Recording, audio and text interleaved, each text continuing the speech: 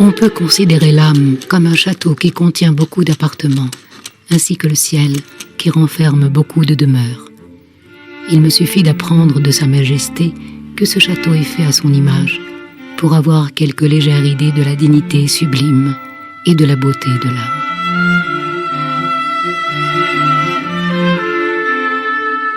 Nous sommes en 1577. Thérèse de Jésus a 62 ans. Elle est au seuil de sa vie. Elle achève la rédaction du livre des demeures dans la cellule du Carmel située au pied des murailles d'Avila. Je l'ai rédigé d'un seul trait, dans l'impétuosité de l'esprit, dit-elle. Sa vie entière, Thérèse de Jésus ose un voyage intérieur dans ce labyrinthe de pièces qu'est le château de l'âme, jusqu'à s'unir à Dieu dans les 7e demeures. Alors, l'âme de Thérèse de Jésus se teinte de couleurs singulières dès qu'elle jouit de l'amour de Dieu. Elle accueille ses faveurs comme on entre dans des demeures de lumière et de couleurs d'intensité différentes.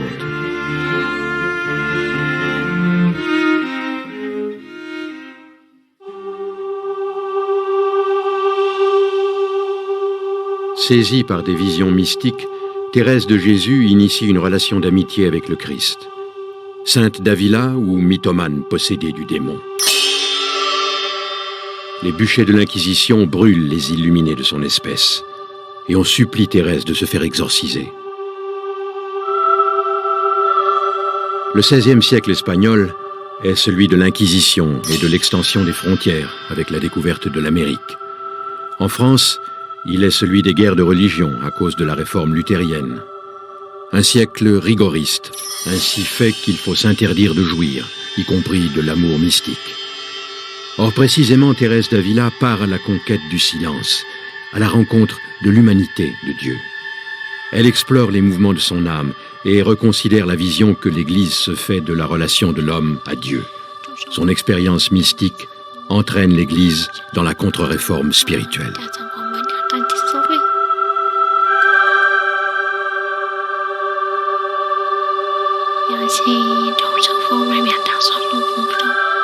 Considérons donc que ce château a, comme je l'ai dit, beaucoup d'appartements, les uns en haut, les autres en bas et sur les côtés, tandis qu'au centre, au milieu de tous les autres, se trouve le principal, celui où se passent des choses très secrètes entre Dieu et l'âme. Voyons comment nous pouvons y pénétrer.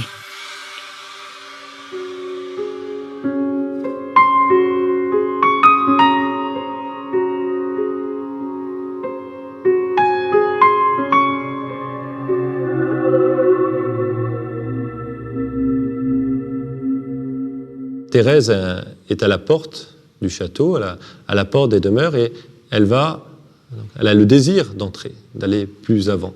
Et elle va découvrir quelle est la porte de ce château. Et la porte, justement, de ce château, c'est l'oraison. Un livre donc, va être capital, c'est le 3e abécédaire d'Osuna. Ce livre propose une méthode pour avancer dans l'oraison. Mon oncle me remit un livre appelé le 3e abécédaire, qui traitait de l'oraison de recueillement. Ma joie fut grande en ouvrant ce livre, et je résolus d'apporter tous mes soins à suivre la méthode qu'il prescrivait. Comme le Seigneur m'avait déjà favorisé du don des larmes, et que la lecture me plaisait, je commençai à me procurer des heures de solitude, à me confesser souvent et à suivre cette voie de l'oraison de recueillement en prenant mon livre pour guide. C'était un bouclier qui me protégeait contre les traits de nombreuses distractions. Il était ma consolation.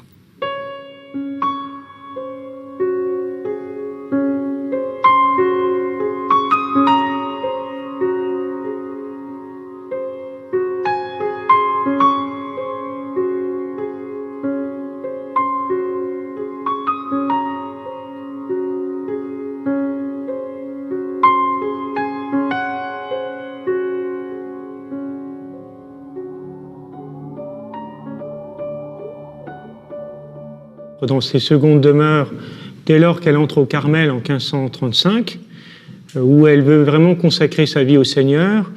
Elle a un peu peur d'ailleurs d'une éventuelle sanction, par exemple de l'enfer ou du purgatoire. Donc elle veut vraiment se décider à servir le Seigneur en entrant au Carmel. Alors son engagement est parfois difficile, parce qu'il n'est pas du tout aidé par son couvent, la manière dont se comportent la plupart des religieuses, qui, pour la plupart, n'ont pas la vocation de religieuse, parce qu'elles sont entrées au couvent tout simplement parce que la plupart des hommes en Espagne sont partis, donc dans les Indes, en Amérique du Sud. Donc elles se casent en vivant une vie religieuse. Alors souvent, la vie religieuse, c'était un squelette sans chair. Je commençais donc à aller de passe-temps en passe-temps, de vanité en vanité, d'occasion en occasion. J'en arrivais à m'exposer tellement au plus grand péril et à dépraver mon âme par une foule de frivolités que j'avais déjà honte de m'approcher de Dieu et de m'entretenir avec lui dans l'intimité si particulière de l'oraison. Il me semblait que je trompais tout le monde, car les apparences étaient bonnes. Aussi, il ne faut point en rendre responsable la communauté où je me trouvais.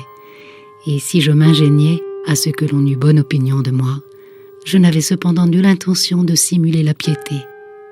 D'ailleurs, sur ce point de l'hypocrisie et de la vaine gloire, je ne me souviens pas d'avoir commis de faute grâce à Dieu. Du moins, il me semble. Mais très vite, elle va se rendre compte que ses ennemis sont à l'intérieur d'elle-même. C'est-à-dire qu'il y a en elle comme un champ de bataille entre le Christ et les forces du bien et tout ce qui peut s'opposer au Christ à l'intérieur. Elle va devoir vraiment se déterminer personnellement, elle ne sera pas la seule, mais vraiment, et d'ailleurs elle insiste là-dessus, si elle doit attendre que les autres deviennent des saintes, elle ne commencera jamais ce chemin d'entrer dans le château de son âme.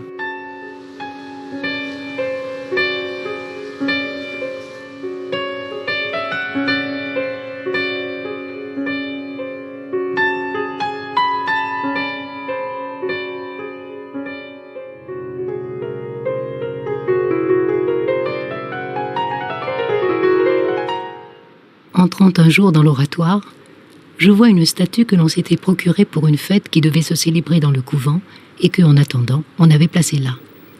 Elle représentait le Christ tout couvert de plaies. La dévotion qu'elle inspirait fut si grande qu'en la voyant, je me sentis complètement bouleversée, tant elle rappelait ce que le Seigneur avait enduré pour nous. Une telle douleur s'empara de moi, en considérant combien j'avais mal répondu à l'amour que supposaient de telles plaies, que mon cœur semblait se briser. Je me prosternai aux pieds de mon Sauveur en répandant un torrent de larmes et le suppliai de me donner enfin la force de ne plus l'offenser. Thérèse d'Avila s'est sans doute beaucoup appuyée sur elle-même. Elle s'est beaucoup appuyée sur son savoir-faire, sur son désir de conquête, sur son charme. C'est une femme très vivante qui avait beaucoup d'impact dans ses relations.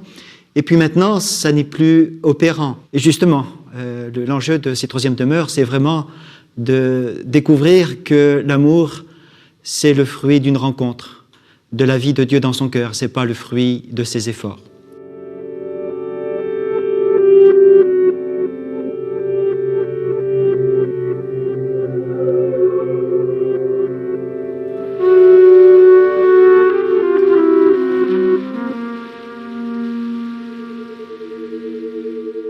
Thérèse, quand elle commence sa vie mystique, c'est-à-dire l'expérience de ce que Dieu vit en elle, elle l'a affirmé tout au début de son itinéraire, mais c'est à partir des quatrièmes demeures qu'elle commence à percevoir que c'est une réalité, une expérience. C'est pas seulement, elle n'y croit pas simplement, mais elle le vit dans son cœur.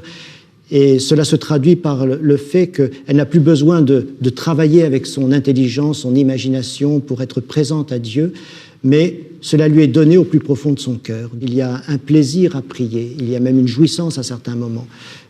Cette dilatation du cœur, c'est la joie d'un cœur qui s'épanouit dans la confiance et l'abandon à celui qu'elle découvre comme son ami.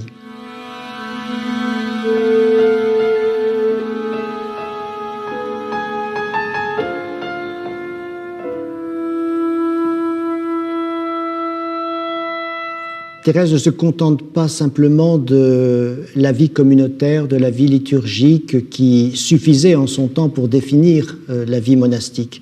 Elle aspire à quelque chose de plus personnel, de plus individuel, et en tout cas cela se généralise à cette époque, que cette aspiration à une relation individuelle avec Dieu.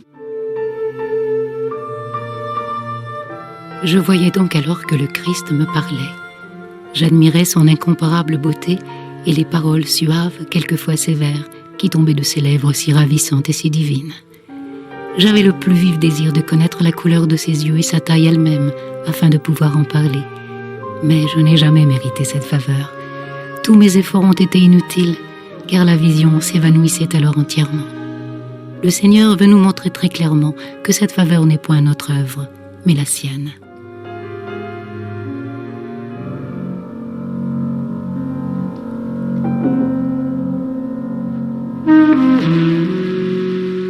Dans les 5e demeures, ce qui commence, c'est l'union avec Dieu. Elle va aller en s'approfondissant jusqu'aux 7e demeures.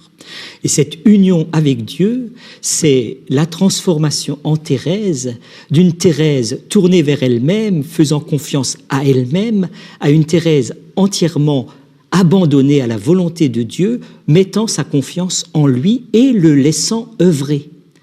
Elle le laisse agir, et si bien que les phénomènes mystiques, c'est la manifestation de cette œuvre de Dieu en elle.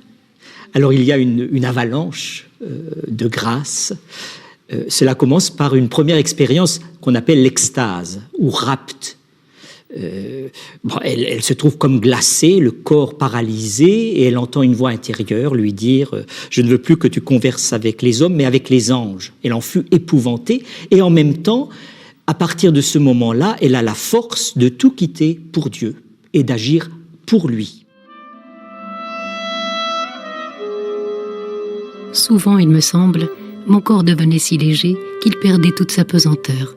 Parfois même, c'était à tel point que je ne sentais plus, pour ainsi dire, mes pieds toucher le sol. Bien qu'on perde rarement l'usage des sens, il m'est arrivé quelquefois d'en être complètement privé, mais ce cas a été rare et de peu de durée. Généralement, les sens sont dans le trouble. S'ils ne peuvent nullement agir par eux-mêmes à l'extérieur, on ne laisse pas cependant d'entendre et de percevoir les sons comme s'ils venaient de loin.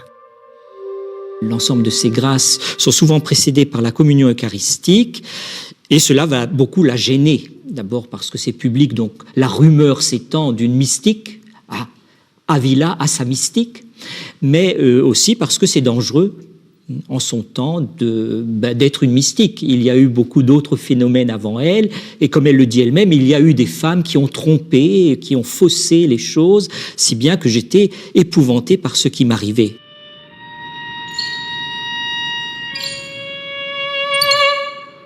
On vint en tremblant m'annoncer que les temps étaient difficiles, qu'on pourrait peut-être relever quelque accusation contre moi et me dénoncer aux inquisiteurs. Ces propos me parurent plaisants, et je me contentais d'en rire, car je n'ai jamais eu aucune crainte sur ce point. Je connaissais bien mes sentiments intimes pour tout ce qui concerne la foi. J'étais prête à endurer 1000 morts plutôt que de paraître aller contre la moindre des cérémonies de l'Église ou une vérité quelconque de la Sainte Écriture. Je répondis donc qu'on pouvait être sans crainte sur ce point, et que ce serait un grand malheur pour mon âme si elle avait un motif de redouter l'Inquisition. J'ajoutai encore que dans ce cas, j'irais de moi-même me présenter à son tribunal. Mais si l'on m'accusait faussement, le Seigneur saurait manifester mon innocence, et il en résulterait un gain pour moi. Alors, une fois qu'elle aura écrit ce qui est devenu le livre de la vie, elle va l'envoyer à l'inquisiteur, qui va effectivement en prendre connaissance et qui ne le lâchera plus, ce livre, à vrai dire, mais qui n'y trouvera rien à redire.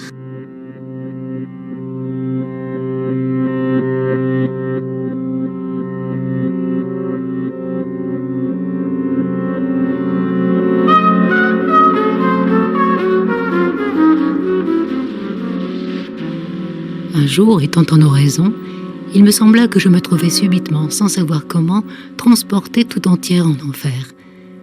L'entrée me parut semblable à une ruelle très longue et très étroite, ou encore à un four extrêmement bas, obscur et resserré.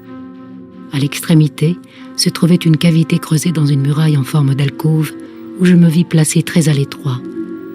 Tout cela était délicieux à la vue, en comparaison de ce que je sentis alors. Quant à la souffrance que j'endurais dans ce réduit, il me semble impossible d'en donner la moindre idée. On ne saurait jamais la comprendre.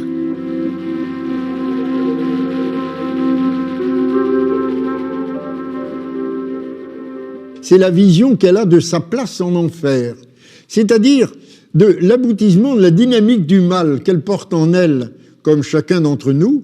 Si elle l'avait cultivé, ça l'aurait mené à cet état d'aversion totale par rapport à Dieu qui est l'enfer. Et du coup, elle mesure ce que c'est pour elle que d'être sauvée. Et elle se dit, ce qui est pour moi, c'est proposé à tous les hommes, et c'est à moi de faire le petit peu qui dépend de moi pour aider précisément à entrer dans cette dynamique de salut. D'où son idée de revenir à l'intuition première du Carmel et de fonder un petit couvent, peu nombreux, dans la pauvreté, le silence et la clôture complète. Cette idée-là va mûrir peu à peu en elle et s'imposera à elle, non sans résistance. Elle se fait le souci monstre parce que avec ce et puis tout ce qu'on peut lui peut-être raison de faire des scrupules quand même. Je ne sais pas parce que la bonté de Dieu est grande. Les scrupules quand on fait ce que vous avez vu.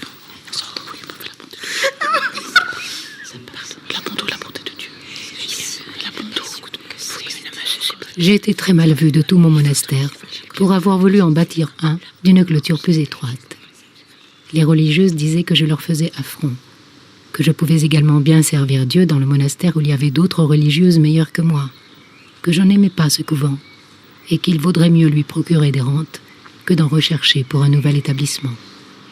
Les unes parlaient de me faire mettre en prison, d'autres en très petit nombre prenaient quelque peu ma défense. Je voyais bien qu'en beaucoup de choses, on avait raison de me condamner. Aussi, j'exposais quelquefois les motifs de ma conduite. Mais, comme je ne pouvais déclarer le principal, qui était de l'ordre de Dieu, je ne savais que faire, et je gardais le silence.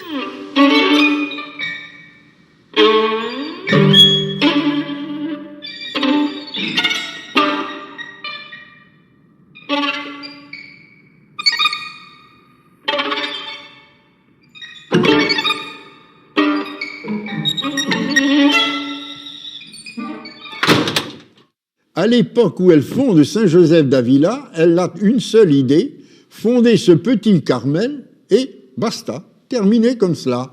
On vivra là, dans une étroite clôture, on s'efforcera de répondre à l'idéal du Carmel. Mais, pendant qu'elle s'y trouve, elle apprend, par des visiteurs, les malheurs du royaume de France, en proie aux guerres de religion, la difficulté dans lesquelles se trouvent les Indiens d'Amérique exploités par les colons espagnols.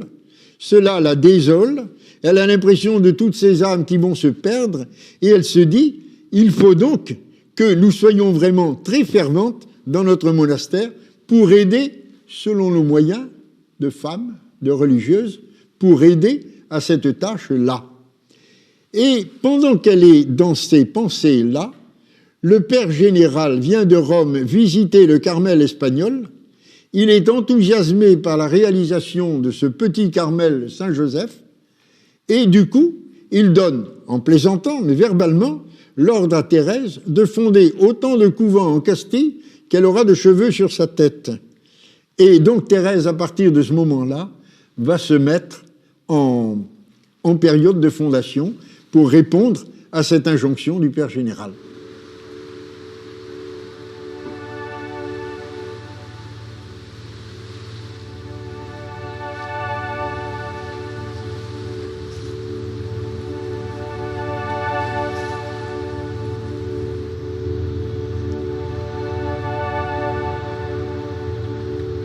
La maison me semblait très petite, et en réalité elle l'était tellement que je ne croyais pas pouvoir en faire un monastère.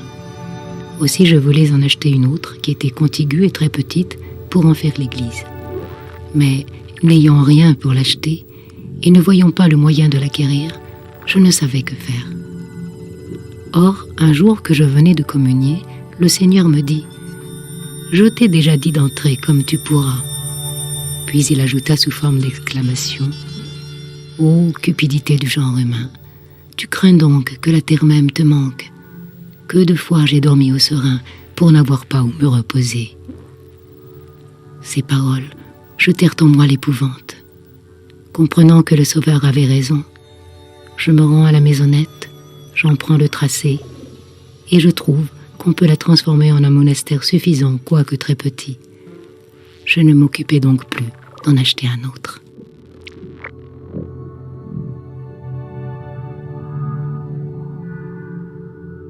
Elle et ses sœurs voyagent dans les chariots bâchés, avec un horaire tout à fait régulier de prière, de temps d'oraison, de temps de silence, et tout cela.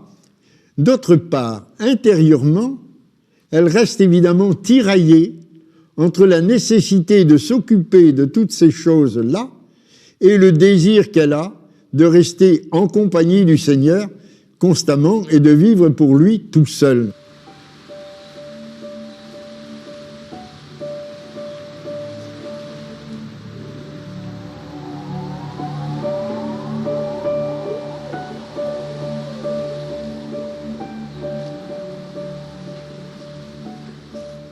Elle a d'ailleurs, dans ce sens-là, une sorte de scène de ménage qu'elle fait au Seigneur. Elle lui dit « Et quoi, Seigneur? Faut-il que, dans les rares moments où je peux jouir de vous, vous disparaissiez encore? Je crois que, si je me cachais de vous comme vous vous cachez de moi, vous ne pourriez pas le supporter. »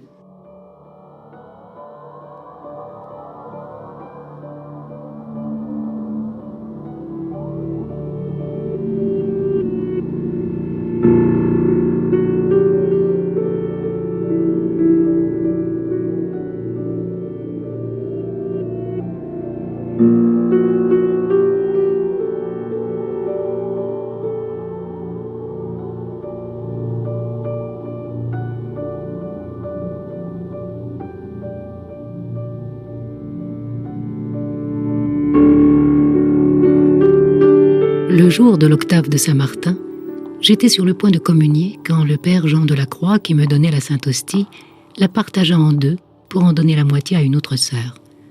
Je pensais que ce père agissait ainsi non parce qu'il n'y avait pas assez d'hostie, mais parce qu'il voulait me mortifier. Sa Majesté me dit alors, pour me faire comprendre qu'en effet cela importait peu, « Ne crains pas, ma fille, que personne puisse jamais te séparer de moi. » Le Seigneur m'apparut alors dans une vision imaginative, comme d'autres fois au plus intime de l'âme, et me donnant sa main droite, il me dit « Vois ce clou.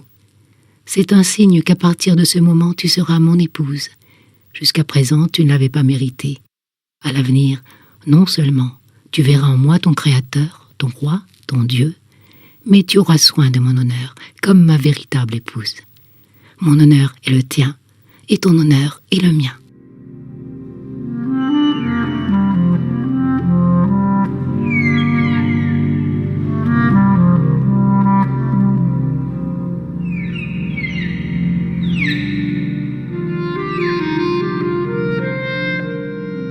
Lorsqu'elle se trouve dans cet état de septième demeure, de mariage spirituel, cela veut dire qu'elle vit comme une épouse avec son époux dans sa chambre, dans sa maison.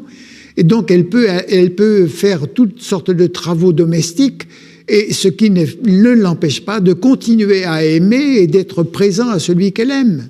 C'est ça que cela veut dire. Et ça veut dire donc une vie apparemment ordinaire, qui n'a plus ces espèces d'excès extérieurs, puisque son être intérieur est complètement pacifié et unifié.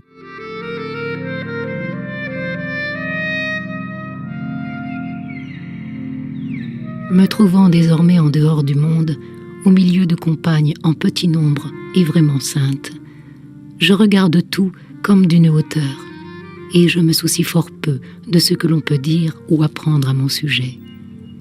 Le progrès d'une âme, si petit qu'il soit, me touche plus que tous les jugements formés sur mon compte. Et c'est là, grâce à Dieu, l'unique objet de tous mes désirs depuis que je suis dans cette demeure.